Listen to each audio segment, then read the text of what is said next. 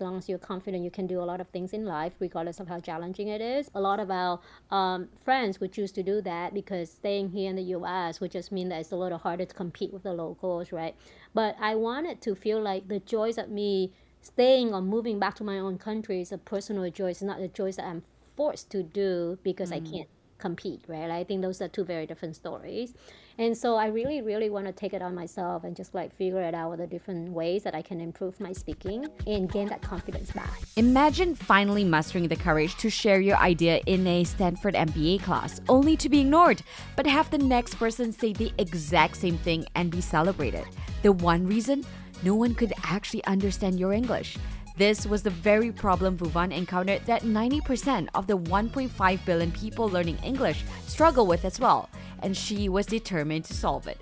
Long before AI became a buzzword, Vuvan recognized its transformative potential. Combining her deep understanding of language learning with her AI expertise, Vuvan founded ELSA, English Language Speech Assistant, in 2015. ELSA, an AI-powered learning app, provides users with an interactive and personalized approach to improving English pronunciation. 50 million users later, over $27 million raised, with investors including Gradient Ventures, Google's dedicated AI fund. This is a conversation not to be missed.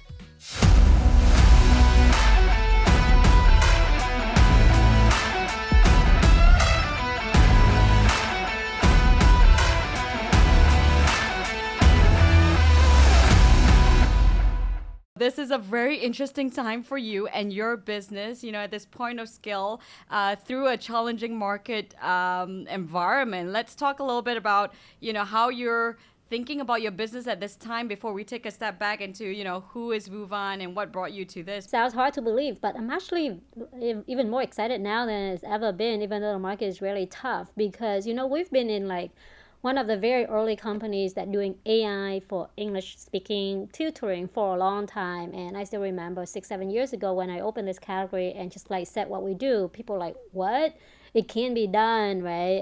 And humans gonna do a lot better job, and there's no AI that can be as good as doing what you want it to do as you envision. And of course, in the last few months, as GPT exploding the internet with all of the powerful application, of course, it's scary, but it's also accelerating what we wanted to do by a lot faster speed in terms of the market acceptance and the adoption of it, right? And so it's actually so much more to do. We just had our company product 3-year vision and just so much about what AI can really do and just enabling that learning journey, but also democratizing that access to learning to speak better English in the global workforce. So yes, the market is really tough, and you wake up every other day and you feel like something's happening again.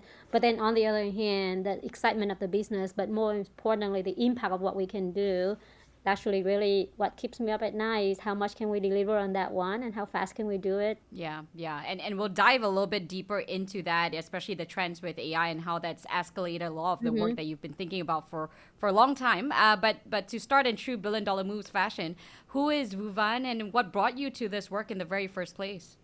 Yeah, so, well, I was born and raised in Vietnam, growing up all the way in Vietnam up until I finished my college. Had a few years working and living in Denmark.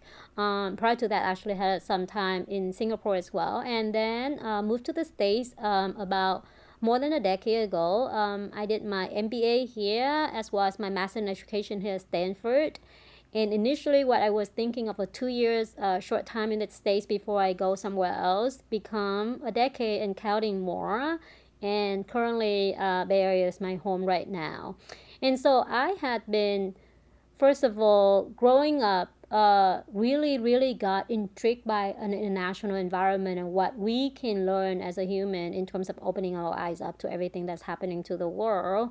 And hence my different experience, the jobs that I chose to do take me to different places, right? Like in Singapore, in Denmark, and actually half of my time when I worked in the company was involving traveling around the world. So I'm very much excited about what's happening in the world and being immersed into that culture.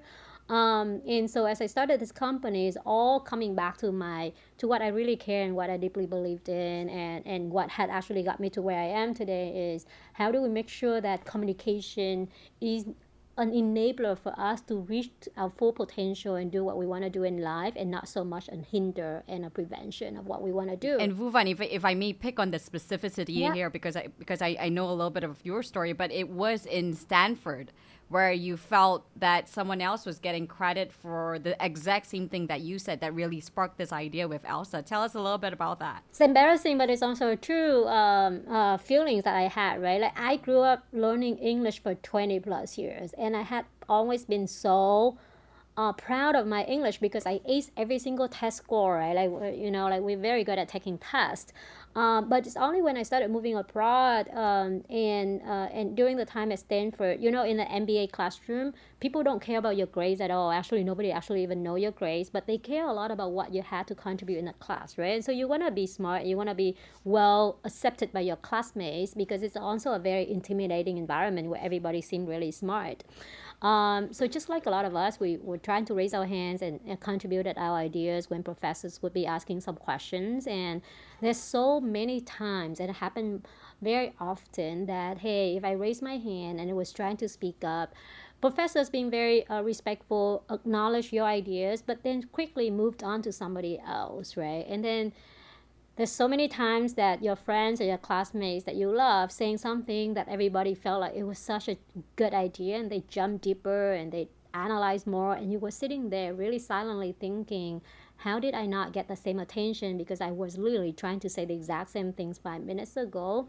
And of course there's so many things coming in, right? Like maybe I don't speak loud enough, maybe I'm small, maybe I'm blah, right? But I took the time and the effort to get feedback from my professors and classmates, and understood what happened. And they all basically very respectfully, politely saying that which sometimes they had to really, the entire classroom had to be really silent and quiet and focused to hear me and understand me. Otherwise, it's just really hard because of the English, right? So it's not something that bats you about your idea. It's not that we don't Well, like not you at not the all. English, but the accent, The right? Is accent, what right? it Like, is. yeah, I think it's the way how do you deliver, it's the delivery of your message, right? Like got lost in the way because your accents, your the way how you use different phrases that is not commonly used in English, that you sort of like translated from your own languages, right? So I think a lot of that came. And so that feedback really, really was a wake up call. And again, it becomes a hinder to me trying to do things that I want. But I think most importantly, in that moment, it really hurt your confidence because you felt like when you speak and people don't fully understand you in the same level of what you want to communicate, you feel like you're going to draw back because you don't want to speak more, right? And confidence has always been a big thing for me. I think as long as you're confident, you can do a lot of things in life, regardless of how challenging it is. But the moment that it hit your confidence, I think it really was a wake-up call that I said, well, you got to do something about it. And of course I had the choices, right? I could just choose to go back to my own country, and of course in my own country I speak my own languages and I won't have any communication issue. A lot of our friends would choose to do that because staying here in the US would just mean that it's a little harder to compete with the locals, right? But I wanted to feel like the joys of me staying or moving back to my own country is a personal joy. It's not the joys that I'm forced to do because I can't compete, right? I think those are two very different stories. And so I really, really want to take it on myself and just like figure it out with the different ways that I can improve my speaking and gain that confidence back. So you then had this strong connection to it, and you knew so many others who were experiencing the same thing. Of course, Duolingo is a close comparison, but not really because you're taking the different element of looking at the accents in language. Talk to us a little bit about, okay, you felt this great need, dire need, you wanted to do something about it and solve this problem. How did you take that into a business?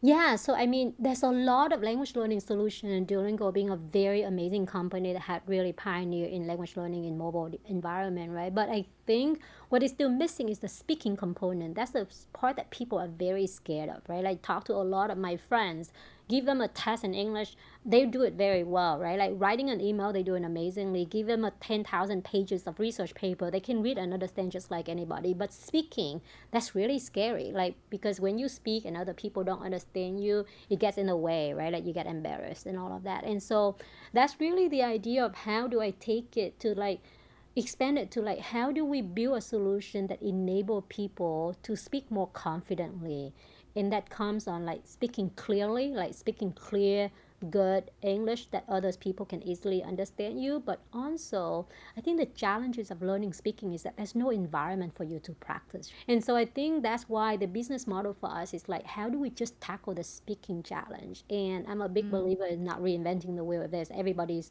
doing it already in the market and solving for certain challenges, I don't want to do yet another one just to compete, because I think it's a wasted resource of the society to try to solve for the same thing, right? But I'm really focusing on solving something that people have yet solved, and that was to really focus on the speaking. But that's why the idea came, and this is why at the beginning I said was very early on when the adoption wasn't even clear, that instead of relying on human to help people learning speaking, because speaking requires one-on-one attention. It's very, very hard to do on a larger scale. Um, how do we still bring this access to learning speaking, but you can access hundreds of millions of people around the world? And that was when I said the only way you can do it is AI. The only way you can do it is technology. Yes, AI was very early and premature at that point in time, but that's how we're going to push And the remind us, what year was this that you were thinking about it when you say we're early? late 2015 was the idea when it came, right? That was when Siri and Google Voice and Alexa barely came out, and it was not even good, right? And my husband and I would be in bed late at night and just like testing Siri and see how they got smarter over time, because they were very, very early technology. And so we, when we actually even came up with the concept, and we got a lot of pushback from our users and say there's no way an AI can understand me. Like, there's just no way. We need a teacher, right? Like, and even when the AI started giving the users or the learners feedback, they don't believe in the feedback at all, because they said no way, because no teachers have ever said any highlighted any of these mistakes. But because the teachers don't have the time, or they actually don't even speak good English themselves, right? And so it's very hard for them to identify that. And it's also out of politeness, right? You can't just correct people all the time, right? It's just really hurting people's ego.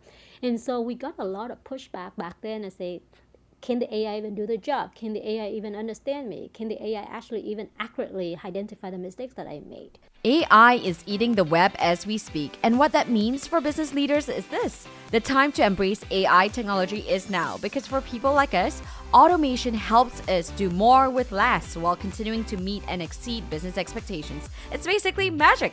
So if you haven't tried HubSpot's new AI features, you should do that. Content Assistant and ChatSpot are two brand new tools that will immediately save you and your team's time. HubSpot's features run on ChatGPT's tech to help you make compelling content and manage your CRM way faster than before. We're talking ad copy, data analytics, workflow automations, all with a chat command. So work smarter, not harder, and head to HubSpot.com/artificial-intelligence to learn more about using AI to streamline your marketing, sales, and customer service ops. So tell us about how you did that. I mean, this was early days where arguably, there was a lot more work to be done to be able to get the level of accuracy that ELSA today has, right? And you didn't necessarily come from a technical background per se. Talk to us a little bit about, thinking about putting the different parts. It had to be mobile. You also started in certain markets. How did you think about, market positioning? Where do we start first? What was the MVP that was sufficient for this to have the stickiness with users? How do you think about all of that? Yeah, so for us, right, like, so having zero technical background, I actually spent a lot of time looking for the right co-founder that has an AI voice recognition technology background, because it's a very niche, but it's also a specialty that we really absolutely need if we want to have a shot at winning it in the market, right? And so actually, I spent 6 months looking for the right co-founder. I still remember back in the late 2015, before I even started the company or just exploring the ideas, I talked to pretty much most of the expert in the AI voice recognition space in the Bay Area, right? Like, it's just like one person. When I met, I said, "Hey, I had this idea. First of all, tell me, am I crazy? Can it ever be done? Is that even feasible? And then second, if it can be done, what do I need to do, and who's going to be there to do it for me?" Those are the three questions I repeatedly asking, right? In the first one, repeatedly, every single top scientist say, yes, it can be done. It hasn't been done actively yet, because the big companies are not spending resources in building a voice recognition technology to help people learning English. But on a research, it can be done, right? You just need data, and then so first of all, the feasibility of it is that it's not a totally crazy idea that has never been done before. So that gave me a lot of confidence. Hey, it can be done. Somebody got to figure it out. Why not me? But then the second is I also started learning about what exact steps that we need to do, right? Like, and people repeatedly saying like, you need data. You need a lot of data of these people who speak English with different accents for you to understand them. And those data are not up for sale anywhere. You got to collect those data yourself, right? And then third is that you need a team, right? People that actually know this space that can go very deep into all of this one to know how to use the data, to know how to build a model from scratch. And the next one, I said, I'm not the right person for you because I'm not leaving Google. I'm not leaving blah, right? Because it's a very risky environment. But I can connect you to the next few people. So then that's actually the loop that I did. I met one person, they connect me to the next three, and the next three connecting me to the next nine. And then I literally talked to like lots of people. But eventually, 6 months later, I found my co-founder CTO right now, who's like, probably I could have never asked for anybody better, right? Like just like the perfect expert in the space, know everything, know exactly what to do. And then that's how we did it. We started out saying we need data, but we can't just collect data from all over the world. We got to figure it out. And these data had to be collected on the field because you need to get people to speak for you, right? I still remember I asked my CTO, co-founder back then, how much data do you need? He's like 100 hours to start with. I'm like, oh, that's it? And knowing from a no research background, like that sounds simple, just 100 hours. How tough can it be? He's like, whoa, what are you talking about? We barely got 10 hours in research and we spent 5 years collecting it. I'm like, so tell me exactly how you want me to collect that data. I'll do it. And so he gave me the process of how to collect the data. I then went back to Vietnam, which is where I'm from, because I had the most pull and leverage. And that's why we chose Vietnam, because you got to go back to where you have the most advantages, right? And given that you have no money, you have no resources, anywhere that you can get for free is very powerful. So that's why Vietnam was chosen as the first country for us to launch, because that's where we collected our first set of data for our model to be trained on, right? So that we can understand Vietnamese accented English much better. So I was in Vietnam. I had thousands of people speaking to the prototype app that we want so that we can collect the data. And for you, what does that mean for our MVP? First of all, we don't even build a product. Actually, for the first year or so, we don't even build a good product at all. We all care about the technology and the feasibility of it. So what I asked my CTO is like, when do I know that this idea is feasible? He said, I can show you what we can recognize people when they speak and what errors that they made. But I also have to be able to prove that the more data we get, the better accuracy is going to be. And so that was our MVP from a technology side, is that we just put out a website that we get people to speak. And initially, the accuracy, it was very, very bad. But then I said, hey, here's more data. Can you put in more data? And then can you retrain the model? And if you can show that it's actually getting better over time, then that means that we're onto something. And then we can start thinking about building a product and releasing it, right? So I think that was very early on of what we did. We spent almost the first 2 years in all collecting data and building the AI. We Wow. did not even think about user acquisition. We did not think about like monetization or anything like that. And we were very lucky to have investors that were supportive of that journey, right? Who were your first few investors and why did they say this was important, a problem for you to solve? Well, so we had quite a set of angel investor at the beginning who were like actually from Stanford Angel Network, and Got it. actually some of our investor also from 500 Startup Vietnam that really just believed in the potential, right? Like again, we were very early. I still remember in the early days when we were approaching some of the more known VCs in the area and trying to convince them why we had to help people improve English speaking. People were actually really skeptical and say, why do people even need to speak better English? Like I speak French terribly when I was in France and people loved it. And I said, that's a very different story. Like people love your French language when you are in France just because you are showing an effort to try to speak their language, but it's not a survival language. It's not like a day-to-day communication that people had to understand you and do business with you. English is a very different one, right? Like how often do you discredit somebody when they speak really broken English because you don't Yeah, think their ideas are absolutely. equally good? But actually the And it ideas has are to do good. with like earning potential, Yeah. advancement is so real. There's a lot So of data that so proves it's this. Yeah. much, much, much, much more important, right? So when I look to an early investor, I look for people that actually believe in the problem that we're solving first, right? Like, why is this so important? And once they are really believing in that problem, then I said, here's a step that I need to do. But guess what? I can't rely on humans. Just tell me how else, like what else, right? Like, so then this AI is not something that can work overnight. It's not building a mobile application that you can outsource to a team in India and then 3 months later they can come back with an app, right? So I think finding the investor that believe in what you do and try to solve it when it's hard in the longer term was really helpful, because I was not under pressure to like, hey, Vu, you need to show the money, right? Like actually, even when we raised the second round, like from Google Gradient, who are, we were also very lucky because they also just focus on AI startups and they know how hard AI would be, right? And we were very early in the portfolio for them. And so they also, when we came to them on our Series A, we barely had revenue, right? But because we just started launching the product into the market, but they see the potential, they see the momentum, and the users really sticking around. And they see the huge product market fit there. So 2 years of really just getting the data, getting to a point where you could feel like you're onto something. How long did it then take to get to, I guess, the first point of, first set of users to sort of create that virality? What was that sort of, I guess, a little bit more from the 0 to 1 to the 1 to 10? Actually, this is funny. So we actually get some early virality even before we had a product. So like in the first 7 days of us launching a landing page that there's an AI that can help you speak better English, we already get like 10,000 people signing up on a waiting list to get ELSA. We don't Wow. even know what ELSA means. We don't even know what the product is going to look like because we haven't even started. We just give so much gratitude and credit to those 10,000 because they became our active user testing house, right? Like every idea, everything that we launch, everything that we built in the prototype, we tested with these people. Does that make sense? Is that good? Is that not, right? And so it was really, really powerful. And then when we went out to the market in beginning of 2016, when we actually just debuted the product, we competed at South by Southwest and we were the winner there. We got, within the first 24 hours, we got 30,000 people downloading. It's like crashing every single server that we had, because I literally told my tech team, my CTO, tech team is small, like 2 people back then. Tech team, I love it. Tech team sounds really big, but my Yeah, two it sounds people, good. right? Like my Yeah. CTO and my one engineer, and say, hey, don't worry about it. Just put the app on the App Store for me. I just need to show at this competition. There's only like 500 people in the room. That's it. Nobody ever would know about ELSA at all. So don't even worry about it. So they push up something that was not even ready, just so that people can download it and try it.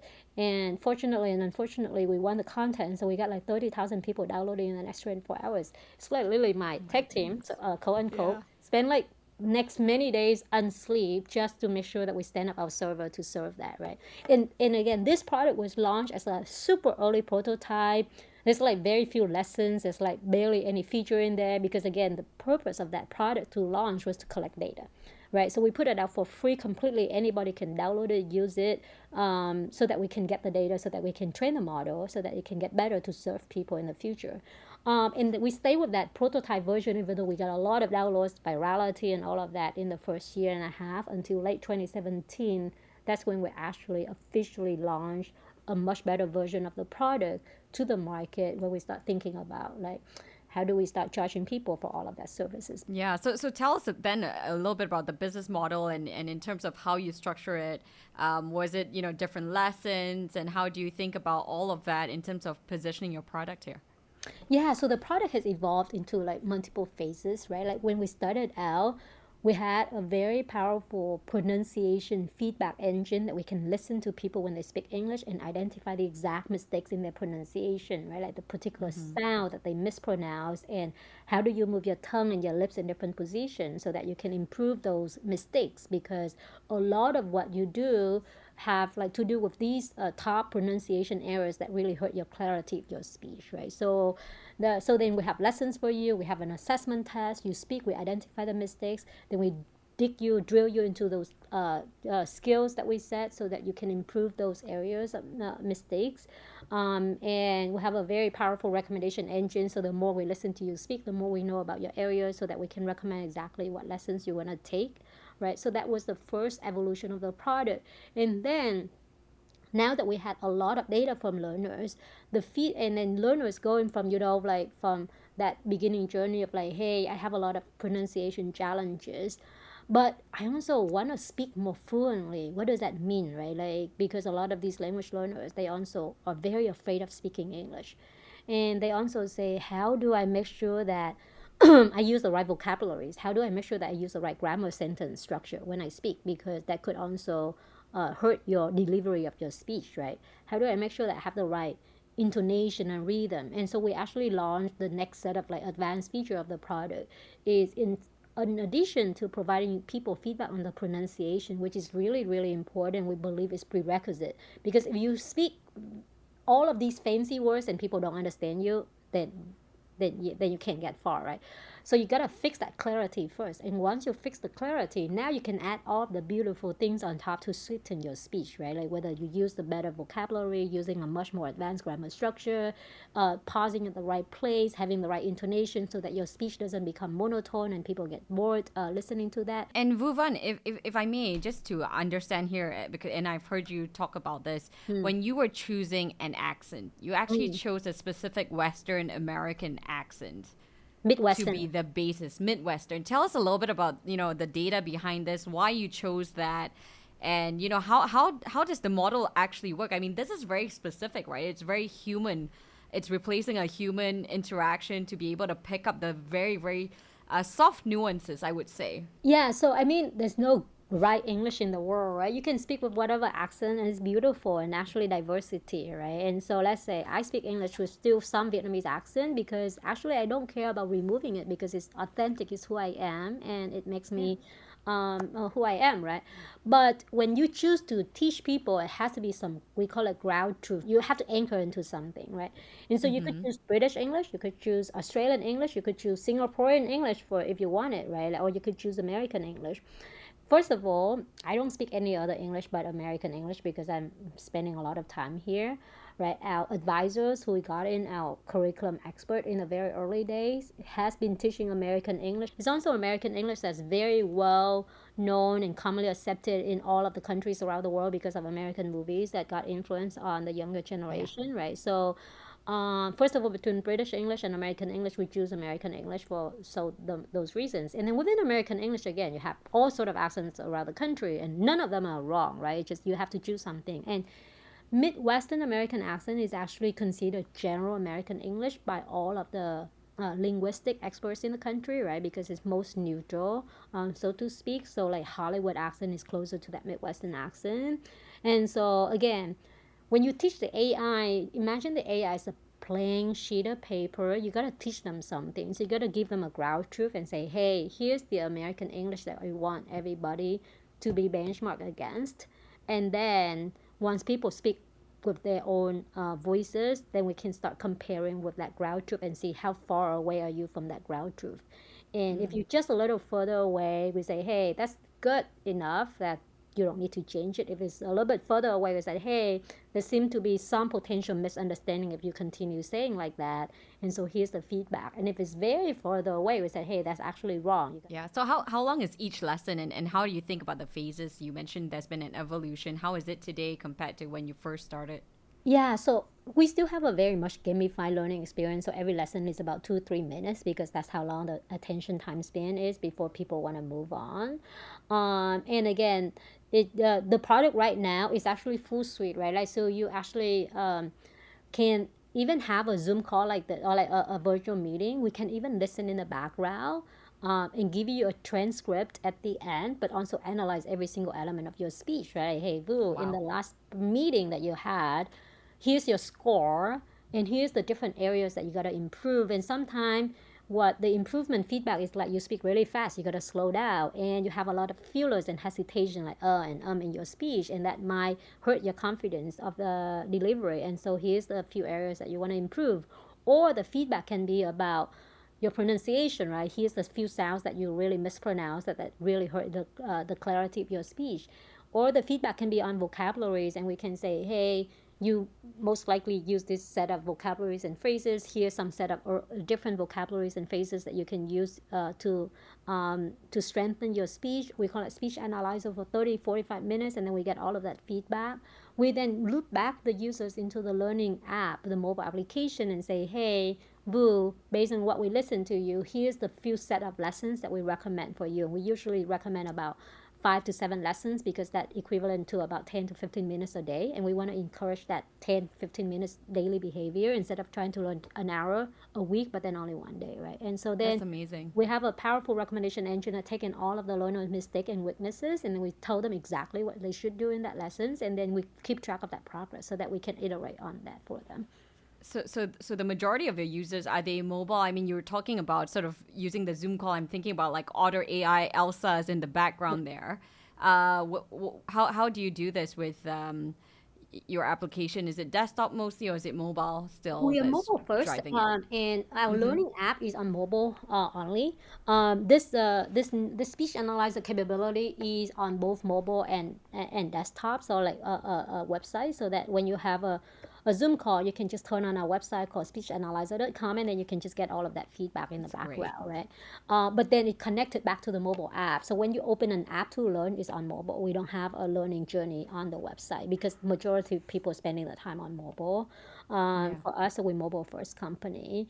And now actually the learners with, again, generative AI and all of that, we actually had been building it before OpenAI even released it. Now you can have any role play conversation within the AI, right? Like you can open the app and say, hey, Elsa, I just want to speak about the weather today, or like I'm actually making a trip to Japan and I want to brush up my English. And so also with then using our recommendation engine, we recommend exactly the lessons that you can do, and then turn up any scenario role play conversation that you want to do. Like we have learners that, hey, I'm about to go into a salary negotiation conversation with my manager. How should I even prepare for it?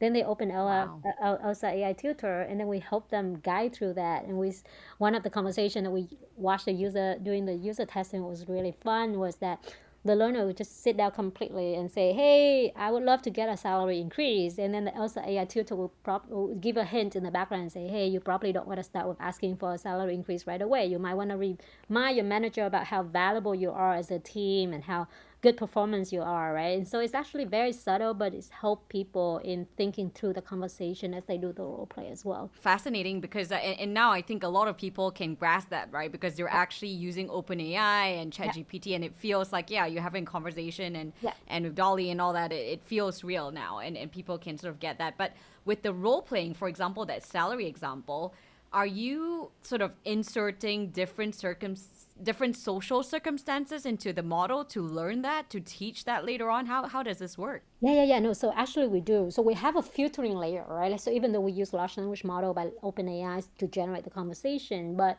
we're adding a lot of filtering and criteria. Like if you're a beginner learners, we don't want to give you recommendation or a conversation that's too advanced because you can't even hold that conversation. Because again, Yeah. remember this is speaking. If it's writing, anybody can copy and write and paste and send it over, right? But if it's speaking, you actually have to deliver it. So even if the AI tell you to say something super advanced and super cool, the learners actually cannot deliver it. So we have to tone down the conversation to make sure that it fits with the learners on where they are.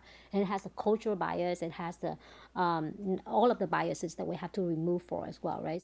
Hey, hey, by now you know that Billion Dollar Moves is proud to be part of the HubSpot Podcast Network, the audio destination for business professionals. Imperfect Action, hosted by Steph Taylor, is brought to you by the HubSpot Podcast Network, the audio destination for business professionals. Imperfect Action is a bite-sized online marketing podcast for business owners. So join Steph Taylor as she answers all your questions and deep dives into the nitty-gritty of online marketing, content marketing, social media marketing, and marketing strategy as a whole for business owners. An episode that I particularly enjoyed was 3 content swaps that will make you sell more in a launch. In this episode, Steph suggests 3 different types of content for you to use and those to avoid to make more sales in your next launch. Listen to Imperfect Action wherever you get your podcasts. So huge personalization and customization. Is there a risk that, now that generative AI is the buzzword now, is there a risk that you'll be disrupted? How are you keeping what you're building proprietary? Well, so I think, well, first of all, is when OpenAI releases, is level the playing field a little bit, meaning that you actually have seen every week there's a new app coming out that say, hey, they're also Yeah. building an AI speaking tutor because it's so easy to plug in an API, right?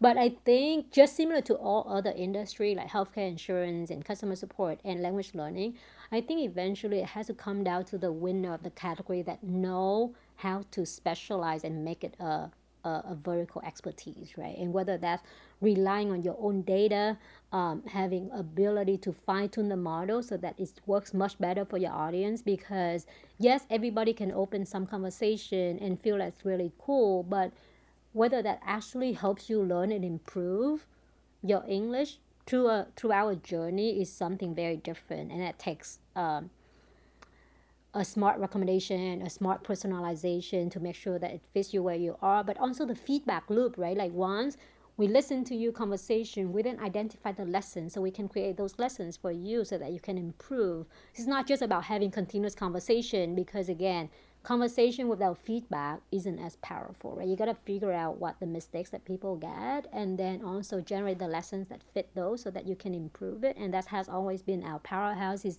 the feedback mechanism and the so what, right? Like you make a mistake, why are you making that mistake, and so what do you do about it? And I think we're providing that full loop. And so I think there's the what how is that disrupting. I think there's two sides, right? It's the good and the bad. The good thing is that everybody talk about AI, so the market is very receptive to a concept of AI teaching people to speak English. We don't have to spend so much time educating the market and spending the money in doing that versus we used to do, right? Sure. So there's that general acceptance of the market. The bad side is that it's so noisy because now the learner is like confused. Oh, there's like 20 Which other one? applications. Yeah. Which one is good, right? So then you have to fight that brand noise and all of that white noise in the market to survive as a leader in the category. But I think the product will eventually survive by itself, right? The learners are not learners are smart, right? Like they will figure it out which product eventually help them improve and which product doesn't. So it's not so much about acquiring the users at the beginning. I think the journey we all fight for is how do you retain them over time, and we have been very good at doing that, right? And so I think the market will. I think what is similar to every single tech rising cycle, right? You're gonna see probably hundreds of thousands of products coming out in the hype, and then eventually majority of them will just probably drop out because it doesn't survive the market, and then a few that actually have the capacity to either adding your own data, like making it very special, like bring it in-house with your own capability and expertise so that you can really become the leader in the category. Yeah, and speaking of being a leader in the category, even during COVID, actually in 2020, you had a significant jump in revenue, something like 300% at the 5 year mark, right, from Yeah. 2015. Tell us a little bit about, what happened here. How did you get to this point, and what's your revenue base, to the extent that you can speak about your users and things like that.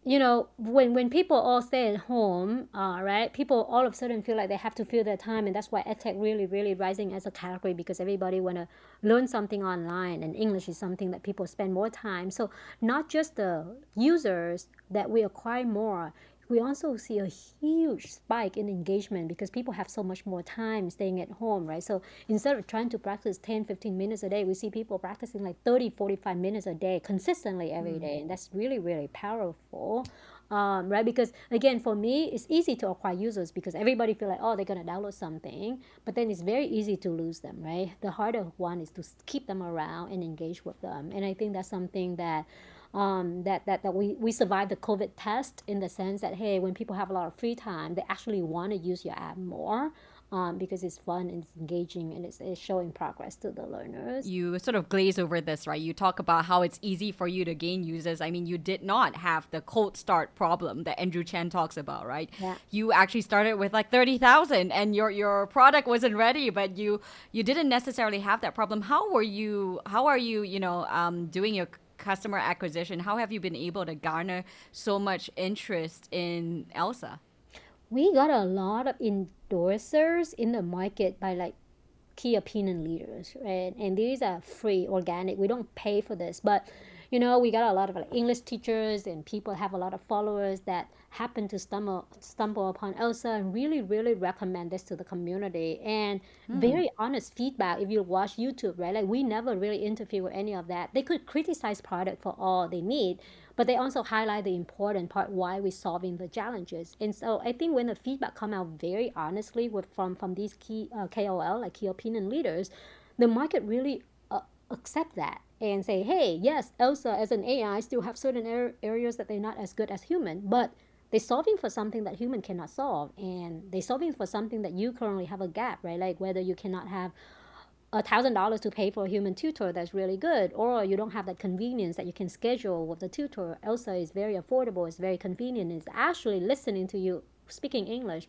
And you don't have to be embarrassed, right? One of the reasons why Japanese learners really love us and we were there talking to the learners is that even if I can speak to a human tutor, I'm very afraid of being corrected all the time. And AI can just give me that comfort, all right? Like I can be wrong for so many times until I got it right, and AI doesn't judge, right? And so I think having all of this endorsement, in honest opinion and feedback from people in the industry, whether that's teachers, whether it's KOL, whether that's influencers, really help us build that brand and that credibility in the market.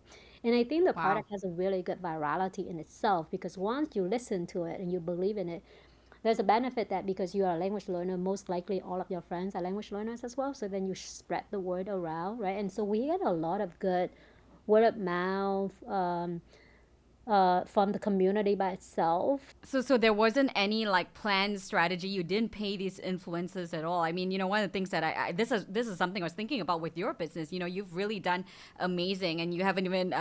So I know the numbers, but maybe you'll share a little bit later. But you've done tremendously well. I was looking at Masterclass, right? Other ed tech businesses, Masterclass spends a lot on customer acquisition, and one of the things that they actually narrowed down on was search intent. So if you're looking for ingredients to cook something, Masterclass is the first one that pops out.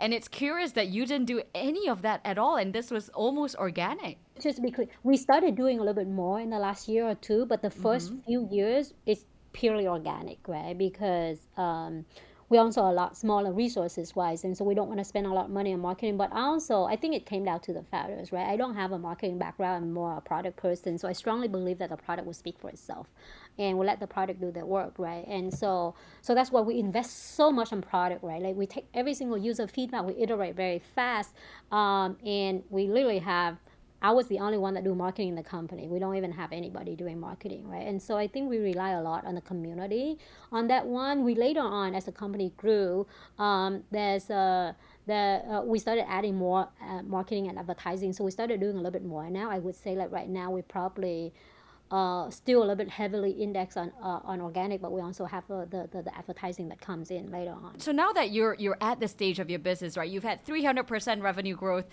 You're in so many different countries. Now is really the crunch time to get to that huge point of scale. How are you thinking about your business, and what has been challenging at this stage for you? Well, so we slowed down the growth a little bit in the last year because of market compression, and we want to start thinking about like how do we become more efficient in the company with like everybody talk about path to profitability, so we're working actively on that. It has never been a discussion for a lot of tech startups, right? You could potentially go IPO without even thinking about it, and now everybody think about it. So we also make a very intentional focus within the company to do so, right? But I think where we are heading next is it's all, so the market is ginormous, right? Like we have a billion or more people actively learning English right now. We currently have about 50 plus million registered users around the world. So we still have a lot to crack open. And I think where we are right now is just really think about growth journey and international expansion. I think we're strong in certain markets where we started out first, like Southeast Asia, Japan, and Latin America, but there's also the entire world that we haven't really tapped into, like Europe, the Middle East, like Taiwan, and Asia, South Asian, and all of that countries, right? So I think for us right now is to really figure out the international expansion strategy and see where you go next. That makes sense. So it really enable our growth story, right? But also just really stay ahead on the product. Like I mean, we're launching the AI tutor using generative AI, and there's a lot more to do there, right? Because it can help people communicate better, not just even on the technicality of your English, your pronunciation, but actually really helps you become much more powerful communicator in English, especially when English is not your own language, right? And we're also working actually in the last, actually since COVID, we get a lot of companies reaching out and say, hey, can you offer a corporate training solution? And so we actually started working in the last year and a half with companies and schools around the world. And that's going to be a big push for us in the next years or so, is to offering the solution into the B2B segment in addition to the B2C that we're doing fairly well. And very similar to B2C, we actually don't spend marketing on the B2B at all. Majority of our leads coming in are inbounds right now, because it's actually very rewarding to see that whenever we had a B2B clients coming in, whether the school or companies, they say, oh, so and so in the company had been using the product and they really like it. And so now we want to offer the solution to more people in the company. And so that's how we got all of the leads coming in organically instead of like trying to do performance marketing out of it. Yeah. So previously it was pretty much a B2C type model, right? Yeah, yeah, and now we Got it. have still a smaller portion of it, but we're growing that B2B model as well into the future. Well, a lot more to do, and it feels like you're still just getting started. But I'll follow up next. But now we have to move on to sort of billion-dollar questions, quick fire questions. First thing that comes to mind for you, a habit that you've picked up that has changed your life for the good. So I become an early bird, and I used to like never talk to me about 6 a.m. meeting, but I felt like, yeah. So waking up early, I got 2 hours of peace and quiet to myself to think, to do whatever that I haven't been able to do the last day, has been extremely powerful, and it just gave me so much more energy in the day. Love it. What would you tell your younger self? Think about how you enjoy your life, because life is not all about just working, right? Like you got to figure out different joys and different parts of your life, and enjoy that to the fullest as well, so that it's not all about career, it's not all about work. Yeah. What's your biggest insecurity still? I became a mom recently and I still haven't figured it out yet how to balance all of this one. So that mommy guilt that I heard Yeah, that's quite a real. lot is becoming a little bit more real, and so I'm just still learning. What's an opinion you have that most people don't agree with? Opinion I have that most people don't agree with. I think, well, so this is the one people say, like, follow your passion, like just choose the work that you're most passionate about. I think there's some truth to that, but when you're early on, like you just gotta do, like you just show passion in what you do instead of like follow the work that you're passionate about, because you're not everybody's lucky enough to figure out what your passion is, right? And if you keep chasing that one, you might be chasing for a long time instead of like spending that time in doing something that you currently do, whatever the opportunity given to you. Just do it with passion, and I think you're gonna go very far from that. Love it. So this is a billion-dollar question from a previous guest, VC actually investing in AI, Martina Walkoff from WXR. How do you decide on the boundaries of your sacrifices as a founder? Um, how do I decide on the boundaries?